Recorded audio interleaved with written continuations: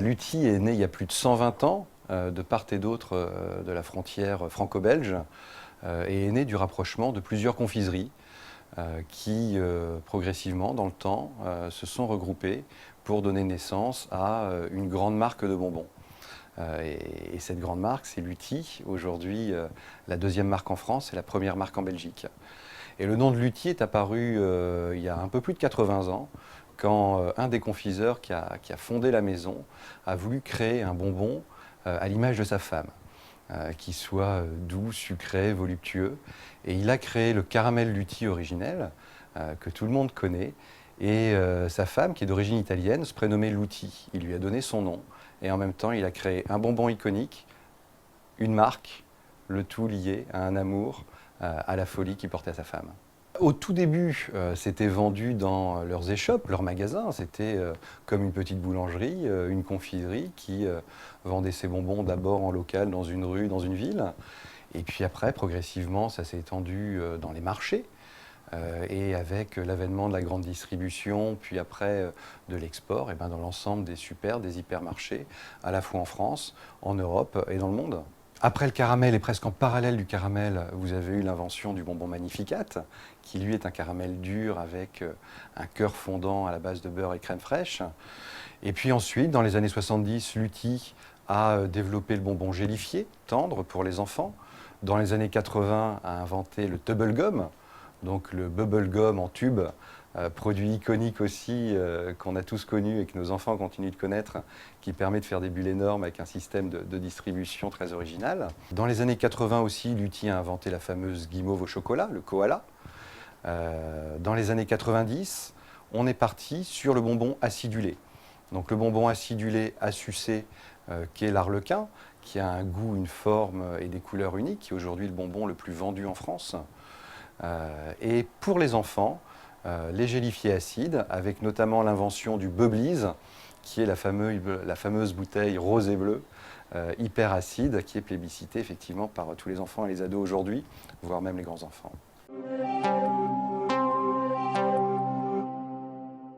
Le métier de Lutti est d'inventer, de fabriquer, de commercialiser des bonbons, des chewing-gums, des chocolats et des guimauves premium pour toute la famille et pour le plus grand nombre de personnes. Notre Graal, à nous, c'est effectivement d'apporter une sensation folle en bouche pour libérer le grain de folie qui sommeille en chacun d'entre nous. Donc il y a une sensation, une découverte, un plaisir qui soit hors du commun et qui à un moment donné nous permette de relâcher le couvercle, faire partir la vapeur avec cette sensation en point d'impact. Et à partir du moment où cet ADN est très clair, voilà, on veut créer du grain de folie, on veut créer de la nouvelle sensation pour le consommateur. On a des équipes marketing qui vont briefer nos équipes de recherche et nos équipes de recherche autour des dernières technologies, des dernières matières premières, des derniers acides, des meilleures molécules ou des meilleurs arômes, vont proposer différents concepts de bonbons qui seront ensuite fabriqués dans les laboratoires pilotes et R&D qui sont ici aussi à Bondues. Testés par nos équipes et des panels internes, des experts internes de tous les milieux qui ont été formés à déguster les bonbons, et ensuite testés sur nos cibles consommateurs. Et si les tests apportent ce vrai grain de folie, cette vraie nouvelle sensation qu'on veut apporter, qui ne ressemble à aucune autre, alors on passe à la phase d'industrialisation et de commercialisation du bonbon. Le génie créatif, l'innovation permanente et le grain de folie sont clairement les caractéristiques de Lutti. Et du coup, c'est framboise avec grenadine. Framboise grenadine, c'est ça. Bien attaque en bouche et derrière ça sort bien. C'est bien, le framboise, il reste bien en bouche. Ouais. Mais derrière, tu as la grenadine qui t'apporte un petit peu de douceur. Je trouve qu'en acidité, ça va. Oui.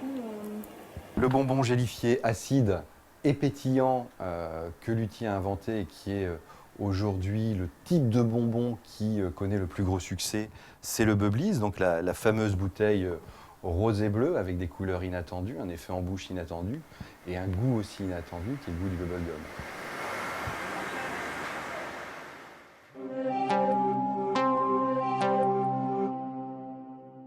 Alors, les bonbons Lutti se vendent en France déjà, qui est notre principal marché. On fait 75% de notre chiffre d'affaires en France, dans tous les magasins de la grande distribution, tous les petits super, les hyper, mais aussi dans les boulangeries, dans les stations-service, dans les cinémas, sur Internet maintenant. Et de plus en plus, les bonbons Lutti s'exportent. Lutti est numéro 1 en Belgique, Lutti est numéro 3 en Scandinavie, numéro 3 au Portugal, est très très bien placé aussi dans les pays d'Afrique du Nord.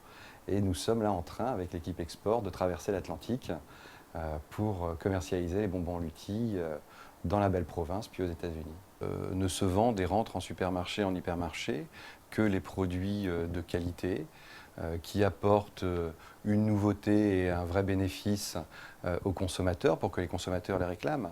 Et le bénéfice qu'apporte Lutti depuis sa création et depuis la création de ce caramel originel qu'on a ensuite décliné et des nouveaux bonbons qu'on a inventés, Lutti apporte des nouvelles sensations en bouche et des plaisirs gourmands aux consommateurs que d'autres bonbons n'apportent pas. Nos consommateurs, nos clients, d'après les tests et les panels que nous faisons, les différents sondages, perçoivent effectivement Lutti, et tant mieux puisque c'est notre ADN, comme une marque premium, donc des bonbons de haute qualité et haut de gamme, et une marque extrêmement innovante. Puisqu'effectivement, Lutti a inventé un certain nombre de marchés, le gélifié acide et le bonbon acide, qui est aujourd'hui largement copié mais pas encore égalé, a été inventé par Lutti. Le bonbon à sucer acide, l'arlequin, a été inventé par Lutti. Le bubblegum a été inventé par Lutti. Et vous allez voir dans les années qui viennent, encore plein d'autres inventions qui auront été inventées par Lutti, ici à Bondues en France. Lutti est né dans cette région, d'accord, de part et d'autre de la frontière. Il a construit une usine qui est aujourd'hui la plus grosse confiserie de France, d'accord. Chaque jour de cette usine sortent 15 millions de bonbons, 450 personnes y travaillent, et on a effectivement, d'une part, de par nos origines, une responsabilité sociale à continuer et à amplifier la production en France. C'est le premier point.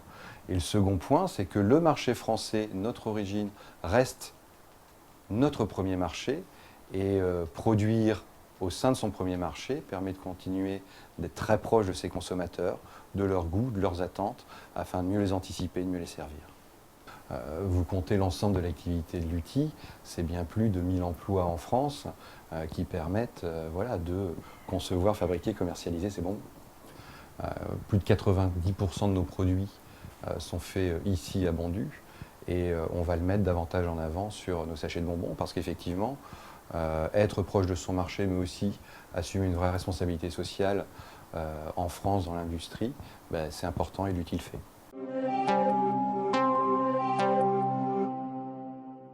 Alors, je ne vais pas vous donner tous les secrets, mais je vais vous expliquer comment on fait un arlequin. Un arlequin est constitué de sirop de sucre et de glucose qui sont cuits très très fort pour obtenir derrière un bonbon dur. D'accord ?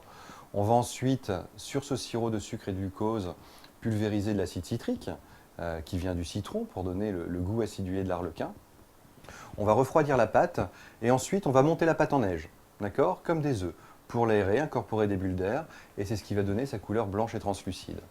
On va y rajouter ces petites bandes de couleurs, le découper, le faire refroidir et le mettre dans sa papillote afin qu'il soit prêt à être mis en sachet.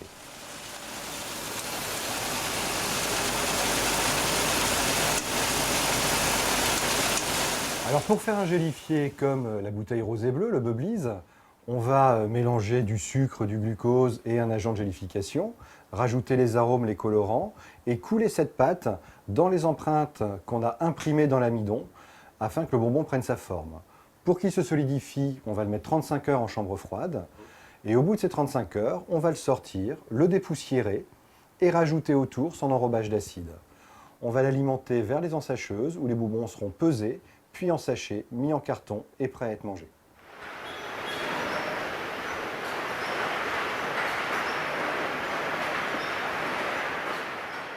Alors, le koala passe par plusieurs étapes.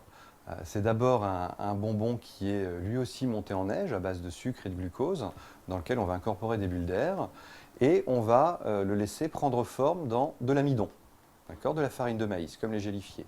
Une fois qu'il aura séché, on va enlever le koala de l'amidon, on va lui faire prendre son bain de chocolat par-dessus, par-dessous, sur les côtés. Et ensuite, on va le laisser longuement refroidir avant de le mettre en sachet et de pouvoir l'envoyer dans les magasins.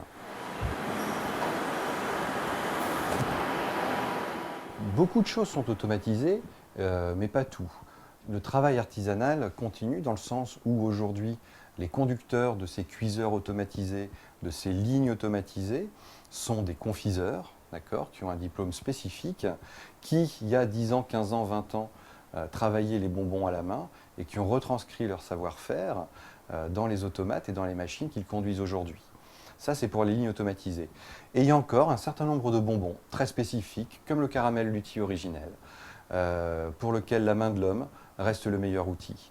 Et donc, effectivement, aujourd'hui, ce caramel est encore tempéré à la main, mis en forme à la main, et c'est seulement pour être découpé et papilloté, qui sont des mouvements très très pénibles, que c'est automatisé.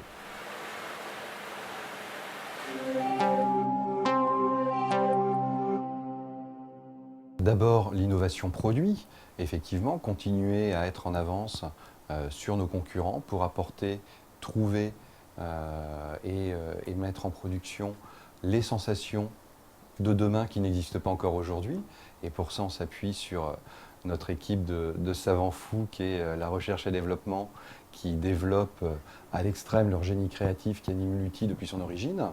Sur la partie consommateur, on cherche effectivement à renforcer encore le lien qui unit Lutti à ses consommateurs en faisant des animations dans les rues, en faisant des animations dans les magasins, en créant des jeux. Vous savez que par exemple tous les ans, les fans de Lutti peuvent inventer le bonbon qui leur ferait le plus plaisir et le gagnant vient fabriquer son bonbon ici à l'usine de Bondu.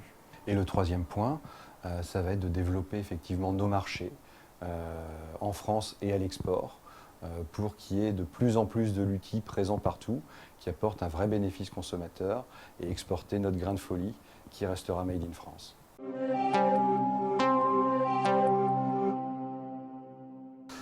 Je lui souhaite deux choses. D'abord que nos consommateurs prennent encore plus de plaisir, découvrent encore plus de sensations et fassent encore plus péter le couvercle en goûtant nos produits. Et la deuxième chose, c'est que nos salariés, nos fournisseurs, nos partenaires de la région soient de plus en plus fiers de travailler pour Lutti et qu'on produise de plus en plus de bonbons ici, chez nous, pour le plus grand nombre de consommateurs.